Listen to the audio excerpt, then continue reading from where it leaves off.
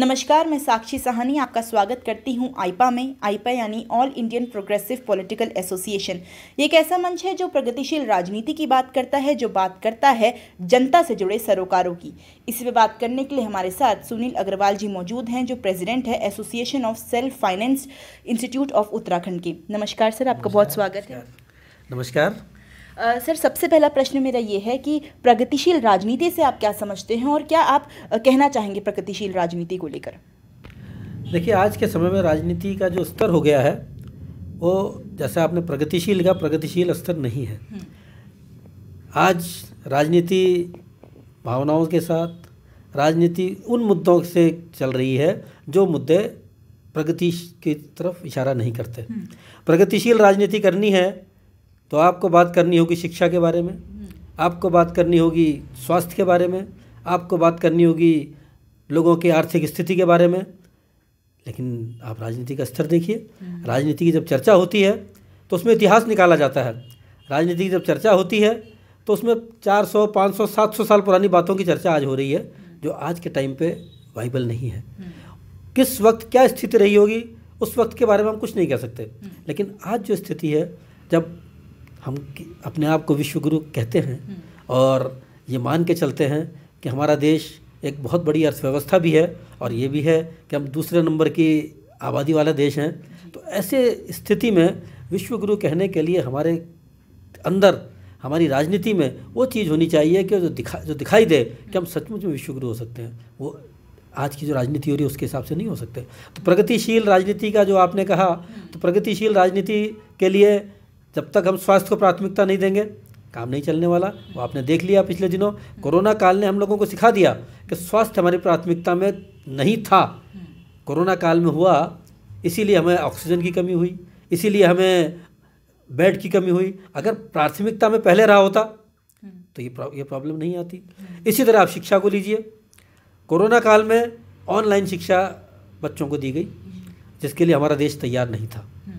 और तैयार नहीं था इसलिए ऑनलाइन के साथ बहुत बड़ी प्रॉब्लम्स ही आई कि स्टूडेंट्स ऑनलाइन से जुड़े और उसके बाद किनारे हो गए। सीरियसली उसको किसी ने नहीं लिया, क्योंकि शिक्षा को प्राथमिकता में नहीं रखा गया था। इसी तरह से आर्थिक स्थिति की आप बात कीजिए। कोरोना काल में जो लोगों की आर्थिक स्थिति खराब हुई, अगर आर्थिक स्थिति की चर्चा हम पहले करते, उसको प्राथमिकता में रखते, तो हम उसके लिए तैयार होते। रोजगार की जहाँ तक आप बात करें, क्योंकि हमारा देश बहुत बड़ी जनसंख्या वाला देश है और बड़ी जनसंख्या वाले देश में रोजगार एक बहुत बड़ा मुद्दा है। एक समय था, क्योंकि हमारे देश को कल्याणकारी राज्य घोषित किया गया था हमारे संविधान में, तो कल्याणकारी राज्य का काम नौकरी देना भी था, लोगों को रोजगार उपलब्ध कराना भी था। लेकिन अब समय चेंज हो चुका है। अब मैक्सिमम काम जो है प्राइवेटाइजेशन की तरफ जा रहे हैं, तो ऐसे में रोजगार एक मुद्दा है। तो प्रगतिशील राजनीति करने के लिए हमें मूलभूत आवश्यकताओं पर ध्यान देना होगा, चाहे वो रोजगार से जुड़ी हो, चाहे वो शिक्षा से जुड़ी हो, चाहे स्वास्थ्य से जुड़ी हो, चाहे देश के आधारभूत ढांचे से जुड़ी हो, चाहे सड़क है, परिवहन है और बहुत सारी चीज़ें हैं। उनकी तरफ जब तक हम ध्यान नहीं देंगे तब तक हम ये नहीं कह सकते कि हम प्रगतिशील राजनीति कर रहे हैं। सर, बहुत से मापदंड हैं विकास के। अगर बात करें शिक्षा, स्वास्थ्य, जो आपने खुद अभी बताया, इसके अलावा क्या मापदंड हो सकते हैं? क्योंकि देखिए, जब राजनीति का खेल शुरू होता है, अब चुनाव भी होने वाले हैं उत्तराखंड में, तो उस समय रोजगार बड़ा प्रमुखता से मुद्दा आता है, महंगाई प्रमुखता से आती है, लेकिन तमाम जो मुद्दे हैं, जैसे स्वास्थ्य का मुद्दा है, ये कहीं ना कहीं छुपता हुआ नजर आता है। तो और क्या विकास के मुद्दे हो सकते हैं सर? देखिए, जहाँ तक आपने विकास के मुद्दों की बात की, शुरुआत आपके स्वास्थ्य और शिक्षा से ही होती है। अगर हम स्वस्थ नहीं होंगे तो हम विकास कैसे कर पाएंगे? जो अपने लिए कुछ नहीं कर पाएगा वो किसी और के लिए कुछ नहीं कर पाएगा। हम स्वास्थ्य हमारा ठीक नहीं है और हम पूरे राष्ट्र की बात करें कि हम देश के लिए बहुत कुछ करने जा रहे हैं, झूठ बोलते हैं हम। पहले अपना स्वास्थ्य ठीक होगा तभी हम देश की बात कर पाएंगे, नंबर 1। दूसरा, शिक्षा जब तक नहीं होगी, शिक्षित व्यक्ति, मेरा शिक्षा से मतलब सिर्फ डिग्रीधारी होने से मतलब नहीं है। शिक्षा से मतलब सीखने से है। शिक्षा से मतलब ऑनलाइन शिक्षा जो भी हुई उसको मैं बहुत ज़्यादा इफेक्टिव नहीं मानता। कोरोना काल के लिए था, लेकिन इफेक्टिव अभी बहुत लंबे समय के लिए नहीं हो सकती, क्योंकि शिक्षा सीखने के लिए है। आज समय ऐसा आ गया कि लोगों ने शिक्षा को डिग्री का माध्यम बना दिया। शिक्षा जुड़ चुकी है डिग्री से और डिग्री जुड़ चुकी है नौकरी से। तो जब नौकरी नहीं मिलती, मैंने कहा ना, सब चीज़ें जुड़ी हुई हैं। शिक्षित आदमी होगा, जो शिक्षित होगा, उसको अगर एक नौकरी नहीं मिली वो दूसरा काम करेगा, दूसरे नहीं मिले तीसरा काम करेगा, क्योंकि उसके अंदर कॉन्फिडेंस लेवल बढ़ा हुआ होगा। और जो शिक्षित नहीं होगा, जिसने शिक्षित बिना शिक्षा लिए सिर्फ डिग्री धारक होगा, उसके अंदर फ्रस्ट्रेशन आएगा, क्योंकि उसने सिर्फ नौकरी के लिए ही डिग्री ली है। नौकरी नहीं मिली, फ्रस्ट्रेशन आएगा, फ्रस्ट्रेशन आएगा तो वो टंकियों में चढ़ेगा, हंगामा करेगा, आंदोलन करेगा। इसलिए शिक्षा सबसे महत्वपूर्ण है। जब तक पहला स्वास्थ्य महत्वपूर्ण है, जब तक हम स्वस्थ नहीं होंगे तो कुछ नहीं कर सकते। शिक्षित जब तक नहीं होंगे तो किसी भी विकास के पैमाने पर हम खरे नहीं उतरेंगे। इसलिए शिक्षा सबसे ज़्यादा महत्वपूर्ण है। और अभी तक ये देखने में आया है कि शिक्षा को बहुत ज़्यादा अहमियत नहीं दी गई है। इसके साथ साथ जो मुद्दे आपने कहे, शिक्षा क्योंकि शिक्षित होगा तो रोजगार का मुद्दा अपने आप हल हो जाएगा। जैसा मैंने भी कहा कि एक शिक्षा वो है कि सिर्फ डिग्री के लिए शिक्षा ले ली तो उसमें तो आपको रोजगार सरकार मुहैया कराएगी, क्योंकि नौकरी चाहिए उसको। और एक शिक्षित व्यक्ति होगा वो कोई भी काम कर लेगा। आज आईटी सेक्टर में बहुत सारी चीज़ें खुल रही हैं। आज जैसे अपना काम कोई भी आदमी कर सकता है, काम कोई छोटा बड़ा नहीं होता, लेकिन उसको छोटा बड़ा कब मानते हैं हम, जब हम ढंग से शिक्षित नहीं होते। अब सिर्फ डिग्रीधारी होंगे तो हम किसी भी काम को कहेंगे काम छोटा है, और जब हम शिक्षित होंगे, जिसको सीखने से माना जाएगा, तो हम किसी काम को छोटा बड़ा नहीं मानेंगे, तो रोजगार जनरेट करेंगे। रोजगार जनरेट करने का काम कौन करेगा? जो शिक्षित होगा। तो स्वास्थ्य और शिक्षा के बाद बाकी सारे मुद्दे आते हैं। उन सारे मुद्दों में चाहे आप रोजगार की बात कहें, चाहे आप और किसी भी चीज़ की बात करें, इसमें सबसे महत्वपूर्ण जो मुद्दे हैं सबसे पहले स्वास्थ्य और शिक्षा है। इसी के बाद विकास की बात हो पाएगी, क्योंकि स्वस्थ एक शिक्षित व्यक्ति विकास के बारे में उसकी सोच भी होगी, विकास के बारे में सही एक्शन भी होगा, क्योंकि वो कॉन्फिडेंस लेवल उसका बढ़ा हुआ होगा। और जब तक कॉन्फिडेंस लेवल नहीं होता तब तक हम किसी भी काम को अच्छे ढंग से नहीं कर पाते। सर, आप शिक्षा से जुड़े क्षेत्र के हैं और शिक्षा पे कहीं ना कहीं बहुत गुणवायक बातें भी आपने कही।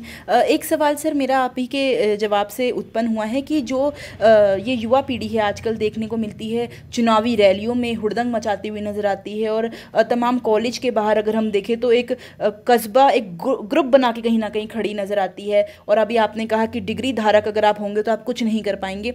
तो इसी से जुड़ा मेरा एक सवाल है सर कि जो भी ये युवा पीढ़ी है, क्योंकि आजकल देख सकते हैं कि बहुत भटकती हुई हमारी युवा पीढ़ी है, नशे की आदतें और तमाम चीज़ें, इनका मार्गदर्शन किस तरीके से सही तरीके से होना चाहिए? क्योंकि मैंने देखा है कि राजनीतिक दलों से भी जो युवा लोग जुड़ते हैं उनका भी जो एजेंडा है वो साफ पता नहीं लग पाता। देखिए, कोरोना काल में सबसे ज़्यादा नुकसान अगर किसी चीज़ को हुआ है तो शिक्षा को हुआ है। बाकी चीज़ों से आप संभल जाएंगे, स्वास्थ्य से आप संभल रहे हैं धीरे धीरे, आर्थिक स्थिति भी संभल जाएगी, लेकिन कोरोना काल का जो पिछले 2 साल का नुकसान है उसकी भरपाई संभव नहीं है। उसका कारण ये है कि इस 2 साल में जो स्टूडेंट थे उनके अंदर एक दूसरी आदत पड़ गई है प्रमोट होने की। बिना एग्ज़ाम दिए प्रमोट होने की जो टेंडेंसी है, ये अगर छात्रों के अंदर बढ़ गई तो बहुत बड़ी समस्याएं खड़ी हो जाएंगी। 12th अभी पिछले दिनों 12th का रिजल्ट डिक्लेयर होने का जो डेट डिक्लेयर की गई थी 31 जुलाई डिक्लेयर की गई थी, और 1 अगस्त से स्कूल खुल गए। जब स्कूल खुलने थे, अगर नहीं खुलते 6 महीने कोई बात नहीं थी, जब स्कूल खुलने ही थे तो आप 5 की जगह 2 पेपर ले लेते, 3 घंटे की जगह आधा घंटे का एग्ज़ाम ले लेते। लेकिन कम से कम एग्ज़ाम जरूर होना चाहिए। जब तक एग्ज़ाम नहीं होता, अगर कोई चीज़ हमें फ्री में मिल जाती है तो हम उसकी कीमत नहीं पता होती, कॉन्फिडेंस लेवल हमारा बढ़ावा नहीं होता। आपने छात्रों की राजनीति की बात की, जब से लिंगदो कमेटी के अनुसार छात्र संघ के चुनाव होने लगे हैं तब से 2 चीज़ें हुई हैं। एक तो एज लिमिट हो गई, 25 साल तक का छात्र इस चुनाव को लड़ेगा। दूसरा, एक बार जो चुनाव हार गया वो दोबारा चुनाव नहीं लड़ेगा। ऐसी पोजीशन में छात्र राजनीति में जो संगठन है, चाहे वो कांग्रेस से संबंधित हो चाहे बीजेपी से संबंधित हो, वो जो छात्र संघ का चुनाव लड़ते हैं वो एक तरह से संगठन के कार्यकर्ता हो जाते हैं। क्यों हो जाते हैं? क्योंकि उस संगठन के नाम पर उन्हें चुनाव लड़ना है। अगर कोई 25 साल की एज लिमिट नहीं होती तो वो अपने काम के दम पर, अपने नाम के दम पर चुनाव लड़ पाता। हमारे टाइम पर जो चुनाव होता था अपने काम और अपने नाम के दम पर चुनाव लड़ते थे, लेकिन आज संगठन के नाम पर चुनाव लड़ते हैं। तो जब संगठन के नाम पर चुनाव लड़ेंगे, संगठन के नाम पर चुनाव जीतेंगे, तो वो संगठन के कार्यकर्ता की तरह काम करेंगे ही करेंगे। वो चुनावी रैलियों में जाएंगे ही जाएंगे, क्योंकि उनको संगठन ने फंडिंग की है, उनको संगठन ने आगे बढ़ाया है, उनको संगठन ने चुनाव लड़ने के लिए टिकट दिया है, तो वो तो अपने संगठन के लिए ही काम करेंगे। इसलिए उनसे आप ये उम्मीद करें कि वो चुनावी रैलियों में भाग नहीं लेंगे तो चुनावी रैली में भाग नहीं लेंगे तो वो पार्टी के कैंडिडेट कैसे डिक्लेयर होंगे, और पार्टी के कैंडिडेट डिक्लेयर नहीं होंगे तो चुनाव कैसे जीतेंगे। अब संगठन के नाम का चुनाव हो गया लिंग दो कमेटी के बाद, इसलिए वो पार्टी के कार्यकर्ता बन के रह जाते हैं। सर, तमाम जो पार्टियां दल हैं वो अपने आप को लोकतांत्रिक कहती हैं, तो क्या सही मायनों में आपको लगता है कि लोकतांत्रिक तरीके से ही पार्टियां चलती हैं? आज के समय में पार्टियों को लोकतांत्रिक नहीं कहा जा सकता। समय ऐसा आ गया कि सच और गलत को गलत कहने की हिम्मत समाप्त हो चुकी है। आज कुछ लोग इधर हैं और कुछ लोग इधर हैं। मतलब कुछ लोग अगर एक पार्टी के साथ, अगर आप किसी एक पार्टी के किसी नेता की एक चीज़ की तारीफ़ करोगे और किसी एक चीज़ की आप आलोचना करोगे तो उस आलोचना को ये लगाया जाएगा कि आप दूसरी पार्टी की तरफ आपका झुकाव है। ये नहीं माना जाएगा कि आप निष्पक्ष भी हो सकते हैं, एक निष्पक्ष सोच भी आपकी हो सकती है। तो लोकतांत्रिक प्रक्रिया तो वो होती कि पार्टी के अंदर भी आप आवाज़ उठा सकते हैं। किसी भी पार्टी का कोई कार्यकर्ता अपनी पार्टी की नीति के खिलाफ, अपनी पार्टी के नेता के खिलाफ अगर आवाज़ उठा सकता होता तब आप उसको लोकतांत्रिक प्रक्रिया कह सकते थे। लेकिन आज की डेट में तो पोजीशन ये है कि पार्टियों के कार्यकर्ताओं को तो छोड़िए, आम जनता वो बढ़ चुकी है। आम जनता भी या तो एक साइड है या दूसरी साइड है। निष्पक्ष भाव से एक ही पार्टी की या एक ही व्यक्ति की आप आलोचना और समर्थन दोनों एक साथ नहीं कर सकते। या तो आप उसके समर्थक हैं या आप उसके आलोचक हैं। तो लोकतांत्रिक प्रक्रिया तो पार्टियों में है ही नहीं इस टाइम। आप सिर्फ और सिर्फ पार्टी की विचारधारा के साथ लोग जुड़ के रह गए हैं और ये स्थिति बहुत अच्छी नहीं है। लोकतंत्र में जब तक सच को सच और गलत को गलत कहने की हिम्मत नहीं होगी तब तक बहुत बड़ा सुधार नहीं होगा। एक बहुत पुरानी कहावत थी जो पार्टियों को समझनी चाहिए, निंदक नियरे राखिए। जब तक आपकी आलोचना नहीं होगी, आपको पता नहीं लगेगा आप सही क्या कर रहे हैं गलत क्या कर रहे हैं, तो आप सही डिसीजन नहीं ले सकते। इसका एक उदाहरण अभी सामने आया। अभी एक किसान आंदोलन के मामले में पहले उसकी बहुत तारीफें होती रही, उसको वापस लिया गया। तो अगर वो बहुत अच्छा था तो उसको वापस क्यों लिया गया, और अगर बहुत गलत था तो 1 साल तक क्यों लटकाया गया? क्योंकि उस वक्त अगर उसमें कुछ कमियां थी तो उसको बताने वाला कोई नहीं था। पार्टी के लोग तो सिर्फ अपनी पार्टी के नेता की तारीफ, और जो पार्टी के नेता ने, चाहे एक पार्टी की बात नहीं, कोई भी पार्टी हो, अपने पार्टी के नेता की तारीफ करते हैं और अपनी दूसरी पार्टियों में कमियां ढूंढते हैं। ये आज की राजनीति का एक, जिसे कहना चाहिए, एक स्वभाव बन चुका है और ये लोकतांत्रिक प्रक्रिया नहीं है। सर, समाज और राजनीतिक कल्याण को प्रगतिशील दिशा दिखाने की कोशिश जो है आईपा द्वारा करी जा रही है, इस कोशिश को आप किस तरीके से देखते हैं सर? बहुत अच्छी कोशिश आप कर रहे हैं। जो निष्पक्ष, जो आप लोगों के व्यूज़ ले रहे हैं, लोगों के विचार ले रहे हैं, ये एक दिशा देने का काम करेंगे। क्योंकि जैसा मैंने पहले ही कहा, यह मैंने पिछली बार कहा उससे जुड़ी हुई बात है कि सच को सच और गलत को गलत कहने की हिम्मत समाप्त हो चुकी है। पार्टी से जुड़े हुए लोग सच को सच और गलत को गलत नहीं कह पाएंगे। आप किसी भी पार्टी के प्रवक्ता के पास जाएं, किसी भी पार्टी के नेता के पास जाएं, किसी पार्टी के कार्यकर्ता के पास जाएं, वो सिर्फ और सिर्फ अपनी पार्टी की तारीफ करेगा और दूसरी पार्टी की आलोचना करेगा। निष्पक्ष जो आपकी आईपा ने ये व्यूज़ लेने का काम शुरू किया है, इसमें निष्पक्ष व्यूज़ जब आएंगे तो ये समाज को नई दिशा देने का काम करेंगे। और ये व्यूज़ जब लोगों तक पहुँचेंगे, ऐसा नहीं है कि लोग कहना नहीं चाहते, ऐसा नहीं है, लेकिन कहने के लिए हिम्मत नहीं कर पाते, आगे कोई आना नहीं चाहता। हमारे यहाँ कहने में मुझे कोई दिक्कत नहीं है। आज की डेट में मैं मान के चलता हूँ 95% लोग फॉलोअर्स हैं। किसी एक की बात नहीं कर रहा हूँ। बड़े बड़े धर्मगुरु भी इसीलिए चलते हैं। देखिए, आप कुछ धर्मगुरु ऐसे हैं जो जेल में होने के बाद भी उनके फॉलोअर्स हैं ना फॉलोअर्स। तो फॉलोअर्स दिमाग का इस्तेमाल करने वाले लोग बहुत कम हैं, या करते हैं तो उसको कह नहीं पाते, उसको जिसे कहना चाहिए अपनी भावनाओं की अभिव्यक्ति नहीं कर पाते। सोचते हैं लेकिन बोल नहीं पाते। तो ये जो आपने एक मंच शुरू किया है, ये भावनाओं की अभिव्यक्ति देने का है और इससे और लोगों को भी प्रेरणा मिलेगी और इससे लगेगा कि हाँ, सच को सच और गलत को गलत कहा जा सकता है, उसमें किसी तरह की कोई दिक्कत नहीं है। तो ये बहुत अच्छी कोशिश है आपकी, बहुत अच्छा प्रयास है, ये आगे चलना चाहिए। सर, अगला सवाल मेरा भावनाओं से जुड़ा ही है।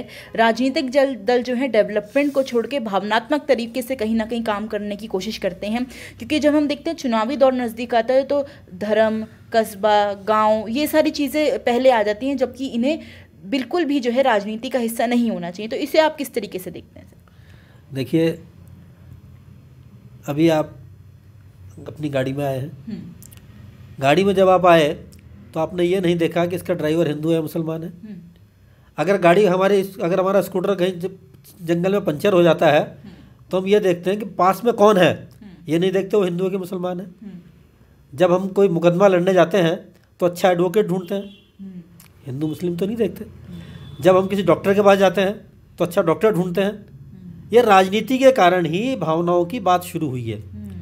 आम जनता के मन में भावनाएं नहीं हैं। आप पिछले दिनों की चर्चाएं देख लें, कुछ टीवी चैनल्स पे कुछ चर्चाएं इस तरह की आई, मैं कहना नहीं चाहता, इस तरह की चर्चा आई कि अगर उस पर लोग चलने लगें तो लोग झगड़ने लग जाएं। लेकिन आम जनता के अंदर इस तरह की भावनाएं नहीं हैं। ये सिर्फ राजनीतिक मुद्दा है। भावनाओं पर चुनाव, भावनाओं पर राजनीति देश को विकास की तरफ नहीं ले जाएगी, चाहे वो कोई भी करे, चाहे वो कोई सा पंथ हो। पहले कहा जाता था वामपंथ और दक्षिण पंथ, मैं दूसरा नाम दे रहा हूँ इसको। आज सब हो चुके हैं सुविधापंथी। कोई वामपंथी नहीं है, कोई दक्षिणपंथी नहीं है, सब सुविधापंथी हो चुके हैं। जहाँ आपको सुविधा लगती है उस तरह आप झुक जाते हैं और अपने हिसाब से अपने प्रतिमान गढ़े जाते हैं। किसी भी चीज़ को अपने हिसाब से ढालने की बात की जाती है। तो भावनाओं के ऊपर अगर चुनाव होगा तो उससे देश का विकास नहीं होगा। विकास के लिए आपको वही विकास के मुद्दे चुनने पड़ेंगे। भावनाओं से आप सिर्फ लोगों के वोट ले सकते हैं, भावनाओं से आप लोगों को अपनी तरफ आकृष्ट कर सकते हैं। क्योंकि बहुत साफ सी बात है, आप देखिए अगर अभी सड़क पर भाषण होने लग जाए आर्थिक स्थिति पर तो सुनने वाले नहीं होंगे, और किसी को क्रिटिसाइज करने के लिए होगा, गाली देने के लिए होगा तो लोग ताली बजाने वाले भी होंगे। क्योंकि लोग बोलना वो पसंद करते हैं तो लोग सुनना पसंद करते हैं। तो ऐसी स्थिति में भावनाओं के ऊपर चुनाव होकर, भावनाओं के ऊपर राजनीति होकर हम समाज का बहुत बड़ा भला नहीं करेंगे, देश को पीछे ले जाने का काम करेंगे। देश को आगे ले जाने के लिए भावनाओं के ऊपर नहीं, मुद्दों के ऊपर, लोगों से जुड़े हुए मुद्दों के ऊपर, लोगों को जिससे प्रभावित होते हैं उस मुद्दों पर। भावनाओं से थोड़ी प्रभावित हो रहे हैं। धर्म अच्छी बात है, धर्म होना चाहिए, लेकिन अपने अपने धर्म का सम्मान करना चाहिए। हमें धार्मिक होना चाहिए। अगर हम धार्मिक नहीं हैं तो बेकार है। लेकिन अपने धर्म का सम्मान करें तो दूसरे धर्म का भी सम्मान करें। अपने धर्म का पालन, दूसरे धर्म का सम्मान। एक धर्म की को हम अच्छा कहें, दूसरे को खराब कहें, ये सर एक सवाल है कि असंतुष्ट होकर वोट देना और सपने ना पूरे हों और उसके बाद मत देना, ये दो स्थितियां होती हैं। तो क्या लगता है सर आपको कि जनता ऐसी स्थिति में क्या करे जब वोट देने की स्थिति आती है लेकिन वही कश्मकश में जनता फंस जाती है कि किसको मत देना चाहिए? क्योंकि अगर महंगाई जो तमाम मुद्दे हर किसी के रहते हैं ये पूरे साकार नहीं हुए तो क्या करना चाहिए? देखिए, जनता को वोट तो ज़रूर देना चाहिए, क्योंकि लोकतंत्र में जनता के हाथ में सारी ताकत है जिसको हम नहीं पहचानते। लोग मानते हैं कि पार्लियामेंट में ताकत है, कुछ लोग मानते हैं कि सुप्रीम कोर्ट में ताकत है। सुप्रीम कोर्ट को नियम किसने बना के दिए? पार्लियामेंट ने बना के दिए। और पार्लियामेंट में कौन लोग बैठे हैं? जो जनता के चुने हुए प्रतिनिधि हैं। तो अल्टीमेटली ताकत तो वोटर के हाथ में है, और अगर हम उस ताकत का इस्तेमाल नहीं करते तो कहीं ना कहीं लोकतंत्र को कमज़ोर करने में हम भी दोषी होते हैं। असंतुष्ट होकर वोट ना देना वो एक अच्छी स्थिति नहीं है। लोगों को वोट देने की तरफ जरूर ध्यान देना चाहिए, क्योंकि असंतुष्ट किस चीज़ से? अगर आप कैंडिडेट से हैं तो अलग चीज़ है, आप पार्टी से हैं। दरअसल क्या होता है कि अब वोट पड़ता है पार्टी के ऊपर, कैंडिडेट के ऊपर नहीं पड़ता। तो ऐसी स्थिति में आपको अपने मुद्दों से जुड़े हुए लोगों की तरफ ध्यान देना चाहिए, जो भावनाओं को छोड़कर आपके जुड़े हुए मुद्दों की बात करें, उनको वोट देना चाहिए। और इसके साथ से एक चीज़ और जोड़ रहा हूँ। चुनावों को जो कहा जाता है कि खर्चीला बहुत है चुनाव, भ्रष्टाचार चुनाव से होता है, क्यों होता है वो? या वोट नहीं देना, ये कोई मुद्दा नहीं है। चुनाव को अगर दूसरे ढंग से ले लिया जाए, जब ऑनलाइन शिक्षा हो सकती है तो ऑनलाइन चुनाव प्रचार क्यों नहीं हो सकता? ऑनलाइन चुनावी रैलियां क्यों नहीं हो सकती? पार्टी का घोषणा पत्र और कैंडिडेट का बायोडाटा, उसके ऊपर चुनाव क्यों नहीं लड़ते? लेकिन कैंडिडेट के बायोडाटा पे चुनाव नहीं लड़ते। हंगामा जब तक नहीं होगा, सड़क पे नहीं निकलेंगे, तब तक चुनाव नहीं होता। सारा चुनाव का खर्चा बचेगा, सारा भ्रष्टाचार बचेगा। सिर्फ कैंडिडेट का बायोडाटा डालो और पार्टी का घोषणा पत्र डालो। घोषणा पत्र की तो बात ही नहीं होती, बात तो भावनाओं की होती है, बात तो इतिहास की होती है, कब किसने क्या कहा था, कब किसने क्या किया था। तो इसलिए जब तक इन चीज़ों पर बात नहीं होगी, तो इसलिए चुनाव को भी, अगर चुनाव सुधार करने हैं तो चुनाव सुधार करने के लिए चुनाव की रैलियाँ ऑनलाइन करवा लो ना। बड़े बड़े चुनावी रैलियों के खर्चे बच जाएंगे, कोरोना का खतरा भी बच जाएगा, लेकिन चुनावी रैलियाँ ऑनलाइन नहीं हो रही हैं। तो ऐसी स्थिति में असंतुष्ट होकर वोट ना देना कोई समस्या का समाधान नहीं है। सर, आईपा द्वारा जो ये मुहिम छेड़ी जा रही है, इसके बारे में अगर आप कोई अपना सुझाव दें। देखिए, आईपा ने बहुत अच्छा ये कार्यक्रम शुरू किया है, और इसमें जिस तरह से आपने लोगों को जोड़ने का काम किया, इसमें आप अलग अलग वर्ग के, अलग अलग क्षेत्र के, अलग अलग फील्ड में काम करने वाले सब लोगों को जोड़ें, और अलग अलग फील्ड के प्रमुख लोगों को जोड़ने के अलावा आम लोगों से भी इसमें इंटरव्यू लें। आम लोगों में कोई गृहिणी भी हो सकती है, उससे भी कोई अच्छी बात निकल के आ सकती है, कोई लेबर भी हो सकता है, वो भी अपनी बात कह सकता है, क्योंकि हर वर्ग के लोगों की बात जब निकल के आएगी तब एक पिक्चर बन पाएगी कि असली स्थिति क्या है। इसलिए आपने जो मुहिम शुरू की है, ये बहुत अच्छी मुहिम है, इसमें सब लोगों को जोड़ने का काम करेंगे तो एक बहुत अच्छा पिक्चर बन के आएगी। आईपा के साथ जुड़ने के लिए सर बहुत बहुत धन्यवाद। धन्यवाद, आपका बहुत बहुत धन्यवाद कि आपने इस चर्चा के लिए मुझे चुना, इसके लिए आपका बहुत बहुत धन्यवाद, और आईपा का बहुत बहुत धन्यवाद। Thank you. ये थे सुनील अग्रवाल जी हमारे साथ, जिन्होंने विभिन्न मुद्दों पर हमसे बातचीत करी।